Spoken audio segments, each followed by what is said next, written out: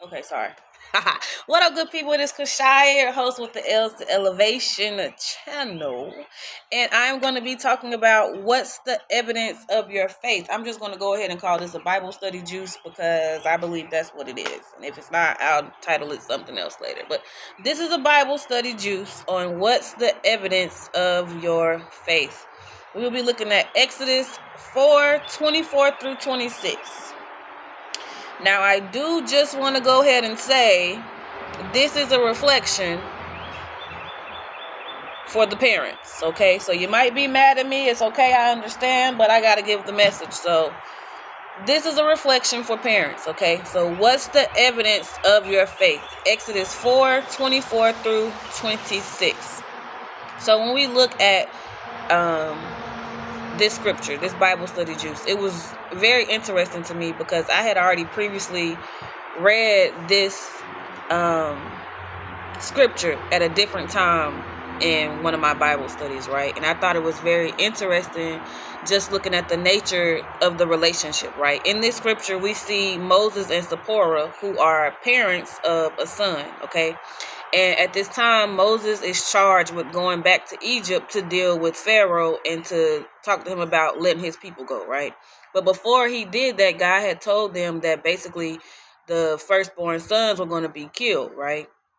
And when I was looking at my study notes for this section of scripture, it highlighted how, let me read the scripture. We'll get to let me read the scripture. I'm kind of excited about this one. But anyway, it says, one night while Moses was in camp, the Lord was about to kill him, but Zipporah circumcised her son with a flint knife. She touched his legs with the skin she had cut off and said, "My dear son, this blood will protect you." So the Lord did not harm Moses. Then Zipporah said, "Yes, my dear, you are safe because of this circumcision." And that comes from the CEV Bible. When I first read this, it blew my mind for a couple reasons. One of the reasons was because Zipporah was considered a Gentile woman and Moses was an Israelite. Okay, so there was not supposed to be mixing in marriages, but we see that even Moses married a Gentile woman. He had fled to Midian, and while in Midian, her father ends up giving Zipporah to Moses. Okay, they ended up getting married, and they had a son.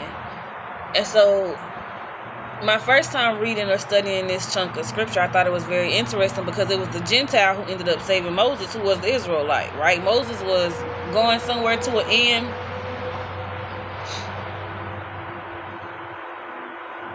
I'm outside. Okay, anyway. Moses is going somewhere to the end, right? And Jesus was pulling up on him, okay? Because he said he was going to kill all the firstborn sons. So when I had originally read it a while ago, I thought it was dealing with the fact that even though Moses was not Pharaoh's biological first son, I was looking at it like Moses was the first son, so that's why Moses is about to die. Doing further study, when we break down verse 24, the reference scripture is Genesis 17 and 14, and it deals with God's promise to Abraham. And it reads, "Any man who isn't circumcised hasn't kept his promise to me and cannot be one of my people." That's the CEV version. When we look at the KJV, it says, "And the uncircumcised man-child whose flesh of his foreskin is not circumcised." So circumcision was an indication of God's covenant, right? And it was also to be kept by thy seed. So when we look at Genesis 17,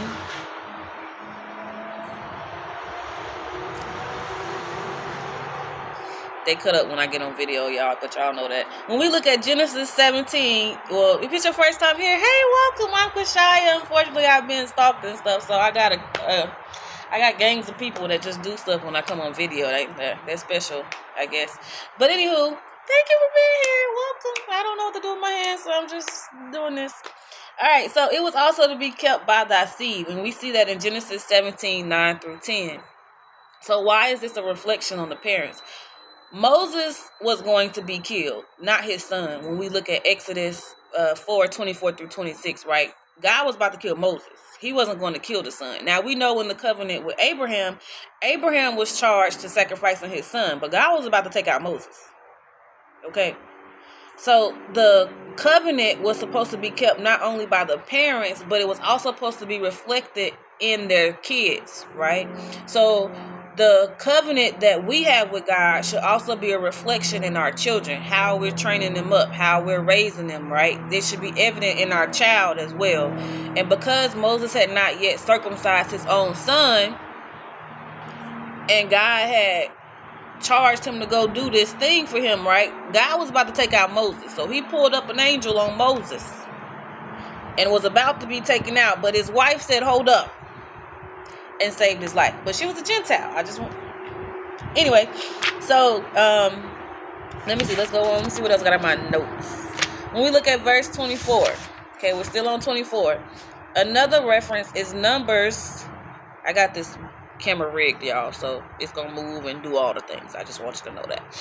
Another reference scripture is Numbers 22:22, and it says, and God's anger was kindled because he went, and the angel of the Lord stood in the way for an adversary against him. Now he was riding upon his donkey, and his 2 servants were with him. So this scripture is dealing with an angel that was sent to, I believe it was Balaam or Balak. Go read Numbers, y'all. Okay, go read Numbers. But an angel was sent to this man. Okay, and he was sent as an adversary against him. It was the angel of the Lord that was sent to him. And he was basically going to give him a warning. But the man did not see this angel. The donkey saw the angel. So this is a chunk or section of scripture where it highlights, one, our animals are sensitive to the spirit as well, right? Our animals are sensitive to things in the spirit as well. The donkey had the perception and the wisdom to realize that there was a spirit, an angel, in his presence. And the donkey was trying to help his master, but his master was so busy being in his feelings about being embarrassed, right, that he was not able to perceive the warning that was given to him, right?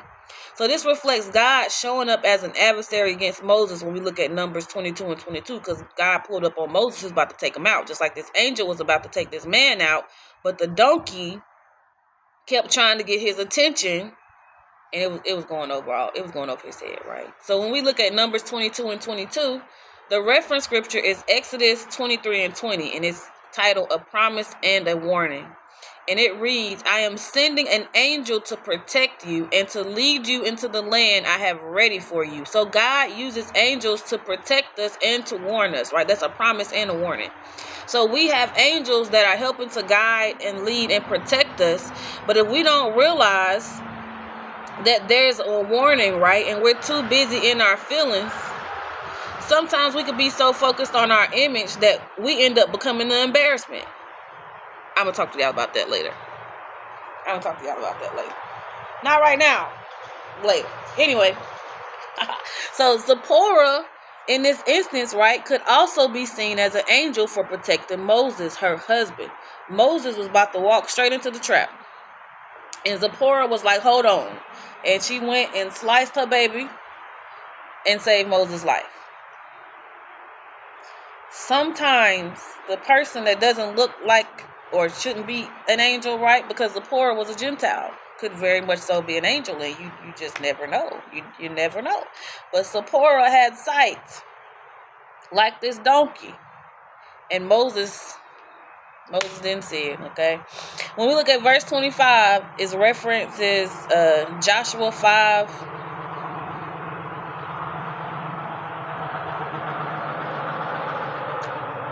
It references Joshua 5:2-3.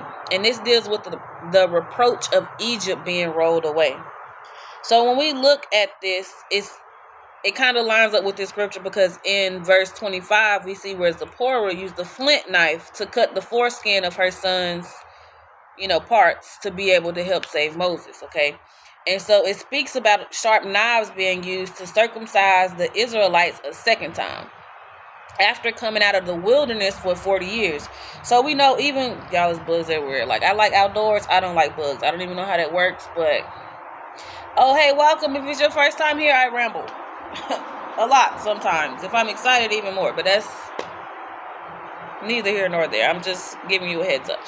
So, we know that Moses was sent to free the Israelites, right? So, it's interesting how these scriptures kind of just go together, period, right? So, before Moses went, he was about to get taken out, but his wife saved him. And then, even when the Israelites came out of the wilderness, right? That knife still slaved them. That knife still saved them because they had to get circumcised once they came out of the wilderness, okay? So by Zipporah circumcising her son, she removed the reproach from Moses and herself, right? So when we think about that, especially as parents or aunts, uncles, whatever you may be, right? Because I don't have kids of my own yet. But what I took away from that, right, is oftentimes, how we raise up our kid, especially as believers or different things like that, it is a reflection of our parenting, of our stewardship of the gift or blessing that God has given us, right? And that is the case because it also talks about, and I think it was Genesis 17 and something, where the blessing comes from your kids, right? There's also another scripture that talks about people who have a lot of kids. That's a blessing in itself because then you have more people to help take care of you. But that's whatever. That was random. But that came because of, was it Jacob? Jacob had all the kids. That was in another message. Anyway, our kids are a reflection of us, and they're also a blessing to us, depending on how we raise them and train them up. The blessing comes from the kid. Now I want to find the scripture but if I move these Bibles, the video is going to move. Y'all, if this camera adjusts, just thug it out with me real quick. Hold on, let me find you the scripture. This is a Bible study, juice, so you ain't got to be perfect. It's not a prophetic word right now, so y'all be all right. Y'all will be all right.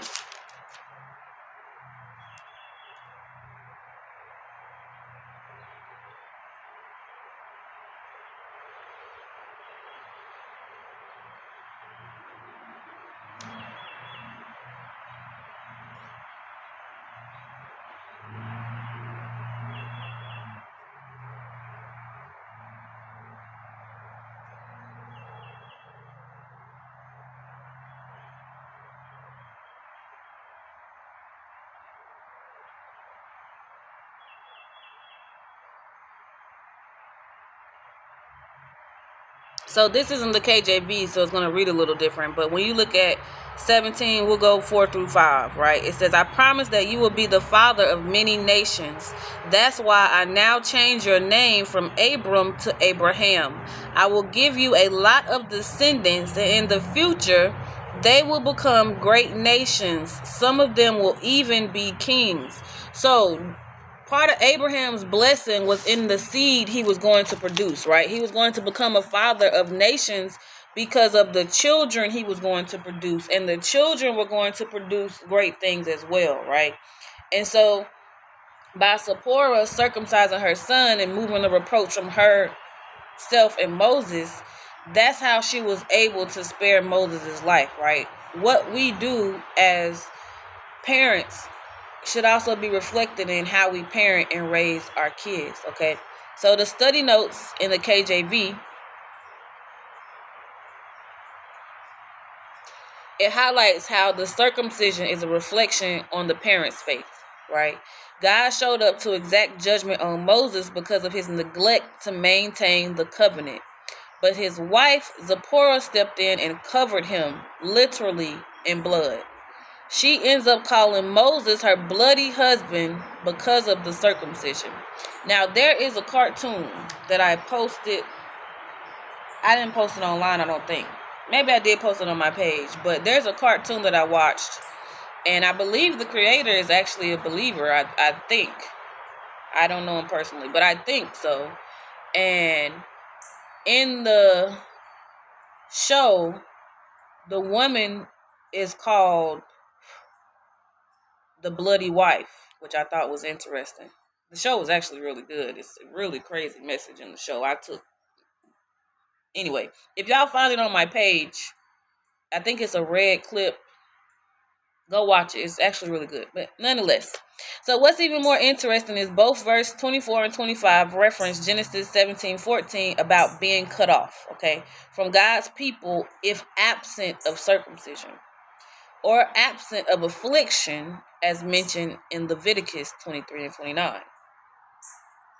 So this is highlighting that some type of suffering, distress, or severe pain was part of the package.